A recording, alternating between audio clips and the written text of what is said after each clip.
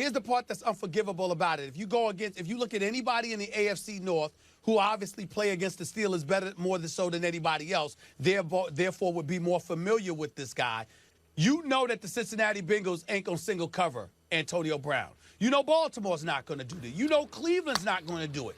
And Antonio Brown has had 1,400 plus, 1,600 plus, 1,800 plus yards in the last 3 seasons on 375 receptions. On top of it all, Marcus Wheaton is not there. Sammy Coates is a role player that's trying to be on a come-up. Ladarius Green wasn't available. Heath Miller has retired. Martavis Bryant couldn't stay off the weed, and as a result, he's out for the season. And Le'Veon Bell is not a guy that's going to be catching passes out of the backfield. Why in God's name, if you are the Washington Redskins, would you not double cover this man? It makes no sense. It is idiotic. It is inexcusable. And Jay Gruden and Barry, the defensive coordinator, cannot be excused on this day for making such a colossal, flagrant error. It's inexcusable.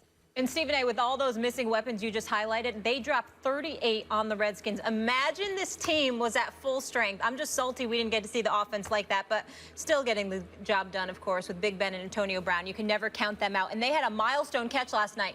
They combined for 500 completions. Antonio Brown has over 150 receptions and over 2,000 receiving yards in the last 16 games where Ben Roethlisberger's played, which would be season records. Stephen A., I love this question and this next conversation. Is this the most dangerous quarterback-wide receiver combo we've seen in NFL history? Say yes. Say yes. Definitively, I can't say yes. I can tell you that, let me finish. It is something that I'm strongly considering. The only reason why I'm not definitive about it is because I'm thinking about it and I'm saying Jerry Rice, Joe Montana, Steve Young, Jerry Rice. So I'm thinking about it along those ways. I remember Dan Marino with Mark Super Duper Mark Clayton. I remember Dan Fouts with a Charlie Joyner and ultimately a Kellen Winslow. I remember Montana with Rice and Taylor, Steve Young with Rice, the Troy Aikmans, the Michael Irvins. You know what? I might have to say yes. I might have to go with that. You. I mean, as I sit here and think about it, I have not seen. I'm just, look, Antonio Brown last night began his 7th season. The first 3 years of his career, while he was getting himself acclimated, you have to wonder. But over the last 3 years, if you can give me the last 3 years and just go from there, I don't know. I don't know how we can refute this. Now, don't get me wrong. I'm not saying that Ben Roethlisberger is better than Joe Montana.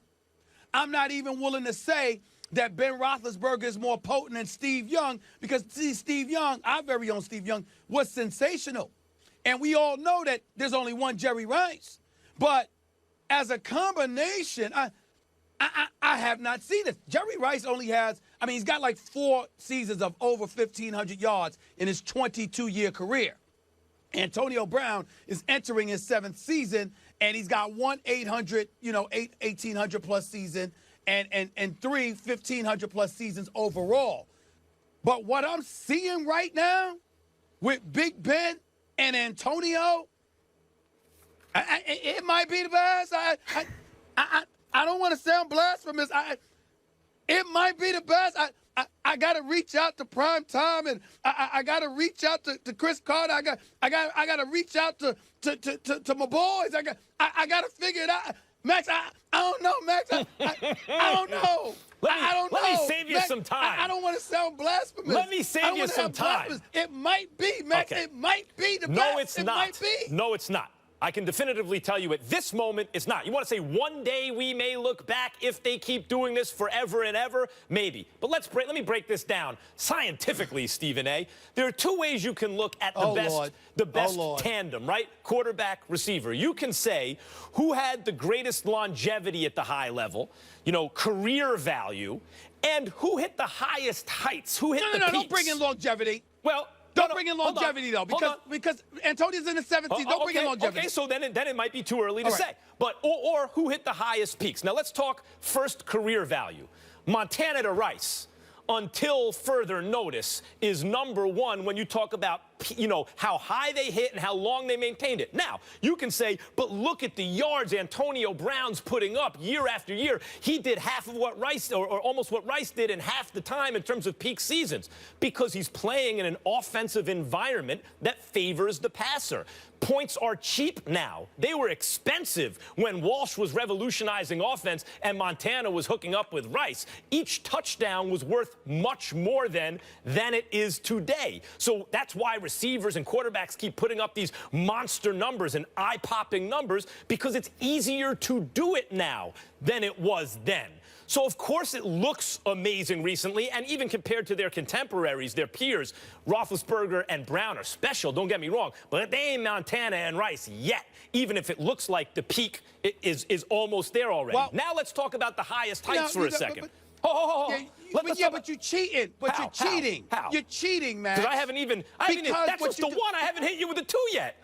Well, but because it's a 2-piece. The reason I'm saying you're cheating is because you know I'm not measuring in terms of accomplishments, because he's only entering his 7th year, and there's no way that his accomplishments can measure up to what you're talking about. So we know I'm not talking about that. Okay, would you like to talk about peak? That's cheating. Would you like to talk about peak? Sure, we could go there. We could go there. Tom Brady and Randy Moss hooked up for 23 touchdowns in a 16-0 season. That's true. So they don't have the peak and they don't have the career. So what do they got? But they lost the Super Bowl to your Giants. Okay, but that's no question. They didn't close. No question they about didn't close. I mean, there's something to be said about the fact that they didn't close. Okay, but these guys have never won a Super Bowl together. None. I mean, Montana and Rice won 3, and Rice and Young won 1.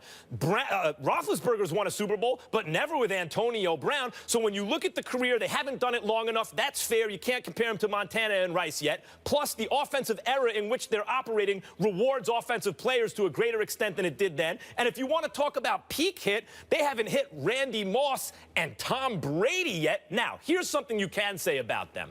You can say that they've put together a 3-year stretch that is as good as any 3-year stretch in the history of football. Although, because it's one receiver, you know, Kurt Warner has Isaac Bruce and Torrey Holt.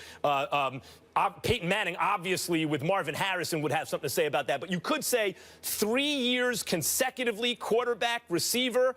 It's as good as any we've seen so far, although they are playing behind a great offensive line with a great running game in an era that favors the pass. Yeah, you can go there, but I can go back to what you talked about with Randy Moss. Brady was absolutely sensational, 50 touchdowns, just 8 interceptions, if I remember correctly, back in 2007 when he connected with Randy Moss. Pretty good off the top of your head. Randy Moss had 98 receptions, Randy Moss had 19 receptions. What is it, like 1,493 yards, something along those lines. I'm saying to you, when we look at the numbers that Antonio Brown has put up over the past few years, I mean, the role that they are on right now, I don't know if I've seen, I really, really don't know if I've seen anything like this. This is something that's special. Now, you could be assisted by the rules, and I'm certainly not going to sit up there and act like I can summarily dismiss your point about Randy Moss and Tom Brady, because just the names alone, I mean, it's almost blasphemous to think that there's somebody that could eclipse how great they absolutely were. I get all of that, but I'm looking at Antonio Brown and the 3-year run that he's had and how he just looks to be so completely unstoppable. Let me say this about Brown. Antonio Brown is trying to make the case for himself that he's the greatest receiver ever. We'll see if he gets there, but he's in that conversation already. And Ben Roethlisberger, you do have to give him credit after I took a little away in the previous argument. He went from a big kind of tough football player with a simple kind of job in the offense who rode a great defense to victories early in his career to a big, strong football player who reads defenses beautifully on the fly, checks down when he has to, improvises, uses his legs, his size, his arm, his brain. He is a complete and all-time great quarterback in his prime. Thank you for making my points. I appreciate you. I appreciate you. I'm very touched by the fact that you needed to close with your little soliloquy, really making my point even better. Well, you already conceded the than I argument, was so trying to. you I mean, already conceded the argument, so no big deal. No, I didn't concede anything. sounded I'm like it to saying me. that you low. This three-year run is what I'm talking about right Rewind here. the tape This is another something time. special. You I mean, I DVR got the show, Hall of right? Go Famers back and watch. You'll texting see me you right conceded now. it. I got Hall of Famers right now texting me right now, telling me I need to be drug tested, but they're missing my point. I get it. I understand it. I'm just talking about what I'm seeing right now. It's special. It's special. It's so special, and it's so fun to watch. We want you guys to weigh in on this conversation at home. It's a fun one. Which quarterback wide receiver duo best of all time? Montana Rice, Manning Harrison, Brady Moss, Roethlisberger Brown. Go to our First Take Twitter page. Hit us up. We'll share those results a little later in the show. And get your Hall of Famer friends to weigh in as well, Stephen A. Would you? We want to keep this even. Coming up. First Take is brought to you by Cricket Wireless, something to smile about. And Liberty Mutual Insurance. Liberty stands with you. We asked you earlier in the show, which is the best quarterback wide receiver duo of all time? The results are in. Montana Rice with 42%, Brady Moss with 28%, Big Ben Brown with 16%, and Manning and Harrison with 14%.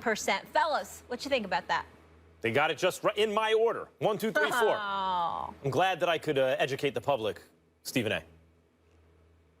Well, listen, I mean, it's hard to argue against Brady and Randy Moss. I certainly will concede that.